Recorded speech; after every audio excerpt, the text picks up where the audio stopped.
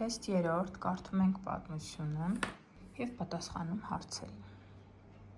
Ուրեմն առաջինը մտածել, մտածում էր։ Ինչ է մտածում ասեք ձիուկին ու իր մասին, գրվածքում ընդգծիր պատասխանը ներառող տողերը։ Այսպես կանենք։ Այստեղից ես միշտ կլինեմ սովորական ձի։ Մինչև վերջակետ։ Այստեղ երրորդը, դա երրորդ պատասխանն էր։ Այստեղ պետք է պատճառ նշվեր, որովհետեւ պատճառ կգրեք։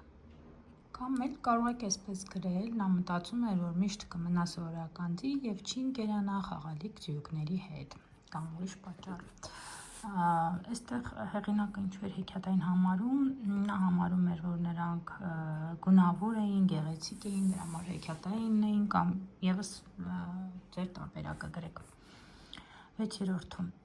սրանք են, 7-րդում սասրահետ եւ գրվածքից դուրս են գնում պարզ բառեր, ածնցավոր բառեր։ 3-րդ թեստի մաթեմատիկան, 9-րդի պատասխանը 2, 10-ը 4, 4, 1, այստեղ բակագծեր այսպես ենք դնում։ Սա հաշվի 0, 3, 5, 8 թվանշաններով գրվող ամենամեծ եւ ամենափոքր քառանիշ թվերի գումարը, այսպես ենք անում, պատասխանը էս է։ Հաշվի ուղղանկյան պարագիծը, եթե հայտնի է նրա մակերեսը, այսինքն մակերեսը 300 սանտիմետր քառակուսի է, այսպես կգրենք լուծում, 300-ը բաժանած 15-ի 20 սանտիմետր եւ պարագիծը կանենք 2 անգամ 15 գումարած 20-ը։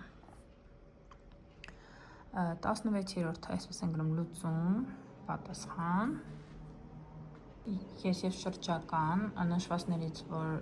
սնդամթերքը ունի ամենամեծ կառավարականությունը, դա շաքարն է, Սևանա լճի, որ ձկնատեսակն է գրանցված կարմիր գրքում, իշխանը, այստեղ ինչ խմբերի է բաժանում կենդանի օրգանիզմները, կենդանիներ, բույսեր, սնկեր,